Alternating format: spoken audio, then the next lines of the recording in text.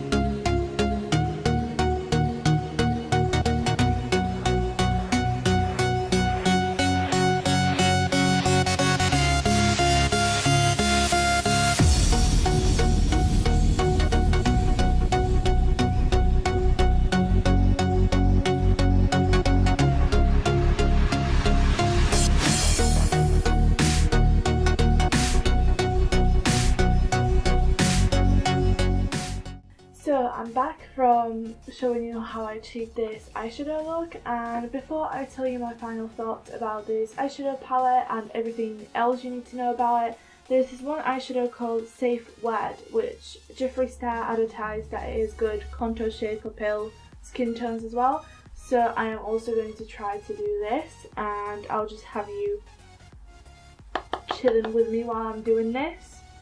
So I just picked up the eyeshadow and I'm putting it in the hollows of my cheeks to kind of create the eyeshadow effect. I've already tried this before and it actually worked pretty good, and I am self-tanned at the moment, nothing extreme, but I am using slightly darker foundation than I normally would. But other than that, I think that this will work out pretty great as a contour shade for pale skin tones as well, like super pale skin tones. Especially if you go with a light hand and kind of build it up, because it's not like a normal contour powder. Like if you pick it up onto your brush, you will pick up a lot. So you might want to go with a lighter hand than usual when it comes to contour powders. But other than that, I think Jeffree Star was right when he claimed that you could use this as a contour powder as well. I mean, you can judge for yourselves. I think it looks pretty good. Moving on to the actual review of the eyeshadow palette. When you get this eyeshadow palette, you have 1, 2, 3. You've got 3 shimmery shades, which are the Frosting, Deja Vu and Fetish. And everything else are matte eyeshadows. And as you can see, I tried to attempted a eyeshadow look with using one of those colours that he claims to be pop of colour. And basically you have this row right here, which is meant to be more natural warm tones, everyday looks, and then this row over here, which are a bit more cool toned eyeshadows. Right, when it comes to talking about the eyeshadow quality and stuff, I'll be inserting some screenshots or photos or whatever of me swatching these eyeshadows for you guys. But basically from what I've tried out onto my eye, they're pretty pigmented eyeshadows. There is no white in that. They are super pigmented, so like with certain eyeshadows like the Charm, which is the orange looking one like here, and with the darker eyeshadows you really do need just a little bit and also tap off the excess. They blend really well. When you feel them, when you like swatch them and stuff, they feel really smooth and buttery. I have a couple of negatives to say about this eyeshadow palette, and one of them is when you're already picking up eyeshadow on the brush, you already see a lot of kickback from the eyeshadows, which means basically a lot of powder kind of stays in the pan. And I mean, with the mattes it's fine because you tap it off and you blend, that's fine.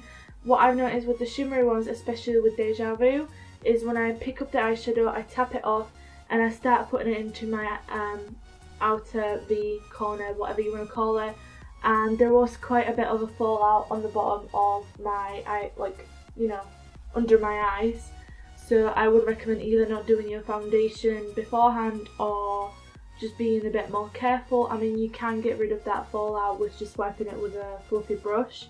That's what I've done. And another thing that I want to mention about this eyeshadow palette is that this bottom row for you, top row with the more cool tone colourful colours, the texture of them feel a bit different. Like when I'm swatching them, they're a bit harder to swatch, harder to work with and harder to pick up, but other than that, I mean, if you're just using them as a pop of colour, I'm pretty sure that they will just work fine. So when it comes to this eyeshadow palette, which is the Androgyny eyeshadow palette, I think it is worth the £40 if you know that you're going to use a lot of these eyeshadows in this palette.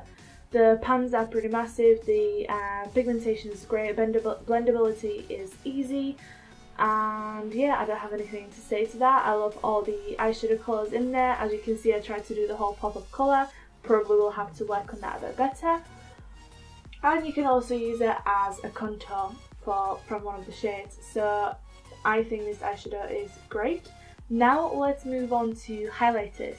In order to do this Jeffree Star Cosmetics Is It Worth It review thing, I also have bought 2 highlighters from him. One is in the Ice Cold, which looks like this. It's a pretty white shimmery highlighter with a little bit of a yellow undertone but nothing extreme, and it's great for pale skin tones like me. And another one that I picked up is Lavender Snow, which is a bit darker, and you might be thinking, why did I pick this up? Because as you can see, it is pretty dark. It's like a purpley, literally lavender kind of tone. And yeah, basically what I'm going to do is put one highlighter on one cheekbone, another on another, and then just do the rest of my face how I feel like it with whichever. And then I'm going to come back to you and tell you my thoughts about these highlighters.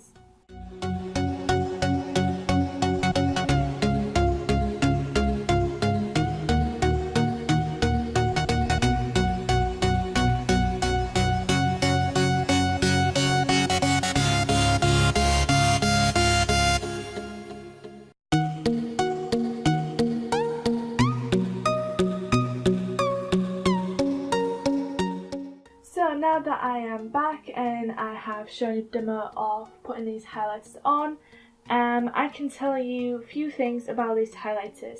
First of all, the pans are massive. Compared to my head, they're massive.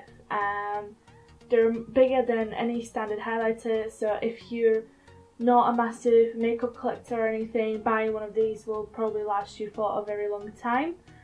Another thing is, on his website he has a massive shade range for his skin frost, so he basically caters for lighter skin tones all the way to darker skin tones, and also he provides highlighters that are a bit more crazy and a bit more out there. Another thing that I can say about these highlighters are they are firmly pressed, so when you're swatching them it almost feels like you're not picking up anything, but you are. But once you swatch them on your finger and you're putting it on your wrist like what I've done just now, they feel really soft and buttery. Now, another good thing about these highlighters in my opinion is because when you're paying £25 for a highlighter, you want it to be amazing. So if you pick the right shade, this highlighter will allow you to have a subtle glow but also build up to more intense highlights. I mean, I don't know if you can see, but this took a little bit of building up because that's just what I wanted. But with this one, I did it just a little bit because obviously I don't want to have a purple streak on my cheekbones. I would say be careful what shade you choose because obviously you can look a bit weird or a bit ill, or it might not suit your skin tone. But for example, a lot of people would think that this purple would not suit me, but I actually like it. As long as I don't build it up too much, I think it looks good. And yeah, I don't really have much else to say other than that I think these highlighters are pretty good. They're big, the packaging is absolutely cute. You can have them subtle glow, you can have them more intense glow, and I feel that they would last a very, very long time. So now that this one is done, we're gonna move on to liquid lipsticks.